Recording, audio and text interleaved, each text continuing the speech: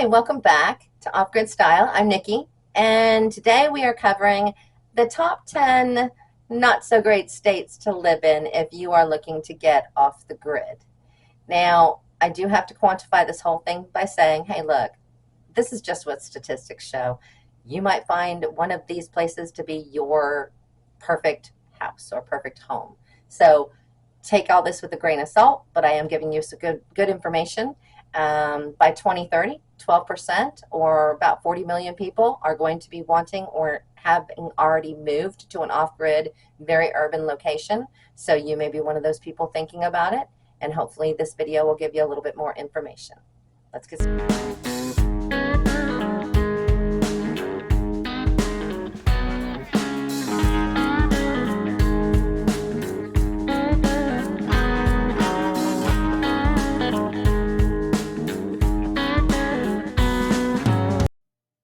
The population of New Jersey is 9 million people. In rural land, it is one of the most densely populated states in the U.S., with a relatively small rural land area. The state estimates that 10% of its 9 million people live in rural areas, which they define as less than 500 people per square mile. The pros of living in New Jersey include access to urban amenities, jobs, and healthcare. You will find that these are the pros in most of the states I'm going to talk to you about today. And the downsides: limited rural land, high population density, very strict zoning regulations, and limited space for off-grid setups. With a population of 1.1 million, Rhode Island is next on our list. It is the smallest state in the United States, and the majority of its land is either urban or suburban. It has the second highest population density, and the state doesn't designate any land as rural. The pros of living in Rhode Island include proximity to cities, healthcare, and services.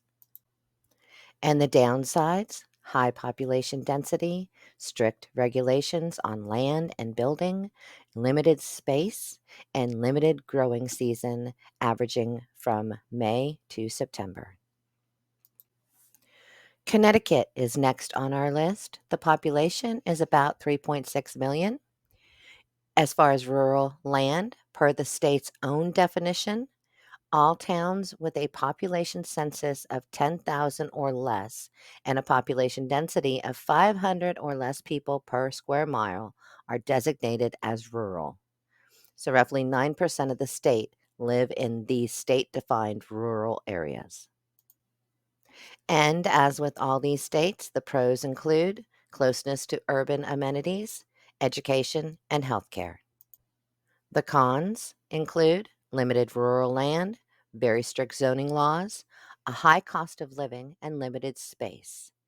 There's also a limited growing season of May through September.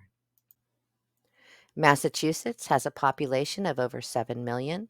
It is very densely populated, although the state considers 60% of its land to be rural. It is important to note that this definition of rural varies by state. About 15% of the citizens of this state live in rural areas. The positives of moving here include, once again, urban amenities, job opportunities, and healthcare. The negatives include limited rural land, strict building and land use laws, limited space, and very high land prices. The growing season is also short, typically from May to September. And here we have Maryland, with its population of 6.2 million people. By the state's laws, 75% of the counties are considered to be rural, but they are also the poorest.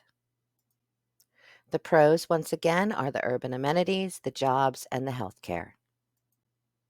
Maryland has limited rural land with very strict zoning regulations, high population density, and the growing season is from April to October.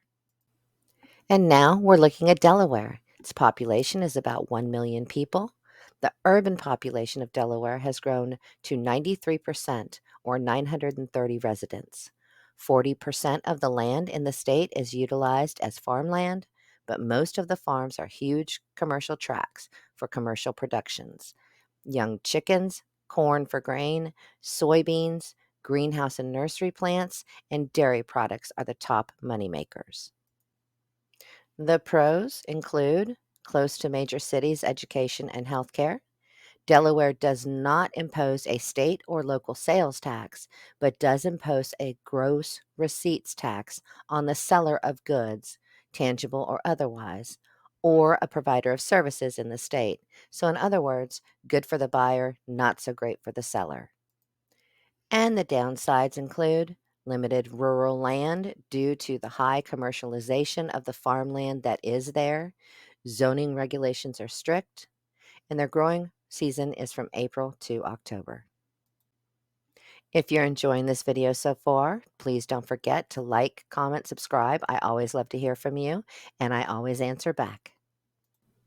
With a population of over 12.8 million, Illinois has rural areas but is heavily urbanized. 22 of Illinois' 102 counties are classified as rural by the state as more and more people move to the cities. And of course, the pros are job opportunities, access to services, and access to healthcare. And the cons include shorter growing season in northern parts of the state, heavy zoning restrictions,